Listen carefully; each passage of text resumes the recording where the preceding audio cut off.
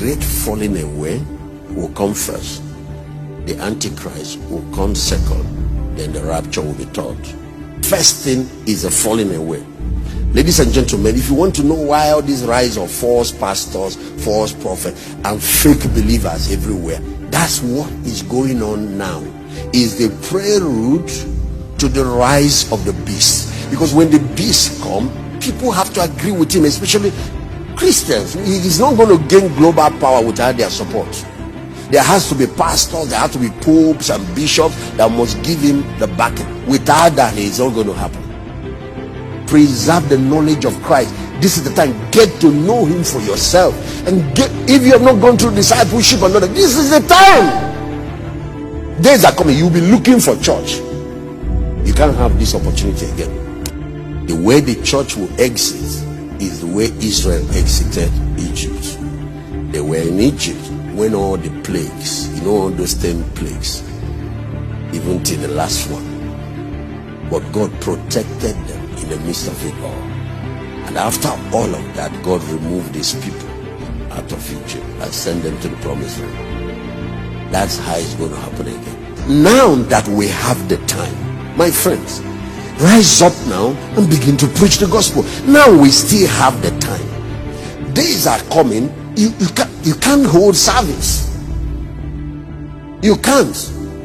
Now you can do crusades. Rise up and do it. Now you can plant church. Rise up and plant it. Now you can start a set. Start doing it. Better make sure that your life counts.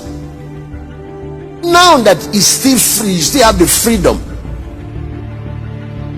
You must learn to practice God's presence. Those days are coming. We've been taking pastors for granted, church service for granted. Hey. You're going to have to be your own pastor. You're going to have to pastor your children. Let me talk to us today. Every one of you should go and study the Chinese church. What happened during the communist era? Christianity. There were about 800,000 Christians when the communist revolution. Chairman Mao led the communist revolution. And there were 10,000 missionaries. They were all sent out of China. All the pastors were arrested. Somebody like Watchman Nee stayed and died in prison.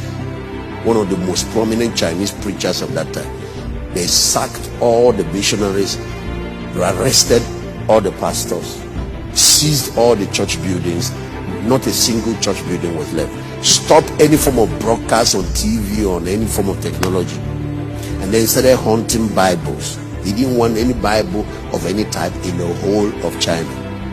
The Western missionaries from America, from Britain, all cried. They were praying for China. They said the church, because it's a young church, it will die. Who told you? Church does not die because of persecution. I said fire does not destroy gold. It only purifies it. When China finally opened up to the world again, after 30 years, you know what they found? That less than 1 million believers, 800,000, has grown to about 150 million. Now, go Google what I'm saying. The Christians, evangelical born-again Christians in China are more than all the people in the Communist Party. The Communist Party has about 90 million people. The church grew when it went underground. The church grew when they removed all the pastors. The church grew when they removed all the church buildings. The church grew when they stopped crusade. The church grew when they stopped preaching on TV. The church grew when they removed. Of course, what the missionaries now, the Western churches did, is to make sure they found a way to smuggle Bible, and they caught some of the smugglers. Now, watch. When communism fell, they found out that the church that was not up to 1 million, 800 and something, has grown to over 150 million. What happened? It was when believers discovered that we are all ministers, we are all priests. Every family becomes church, and that's when it includes. So if you're talking about great tribulation, the Chinese people have experienced it, the early church has experienced it, Christians are experiencing it in the Middle East. One of the fastest growing church now is happening in Iran.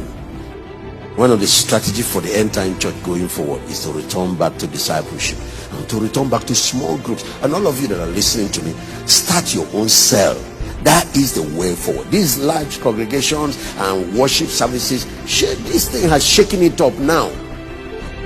This lockdown, something more serious is on the horizon. Make sure you are a functional priest, that you know God. Start reading your Bible. People don't study their Bible anymore. They only come on Sunday, open their mouth for pastors to feed them. Now, when the pastor is saying something wrong, you can't tell.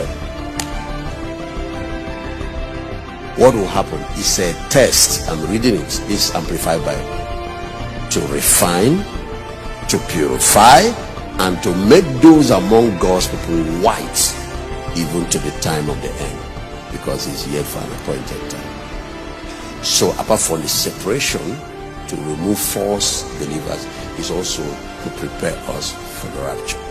And that's why I tell, if you remain a lukewarm Christian, what will wake you up is coming. You better not wait for that. Now we have the time. Let's take advantage of it to reach the world for Christ, to reach our communities, to reach our cities, to make sure that our family members are in the ark before the flood starts, to make sure that we reach everybody. Now we have technology, the freedom to do everything. Let's utilize it. Now we have the chance. Let's live for God and live for Christ and be completely sold out to Him.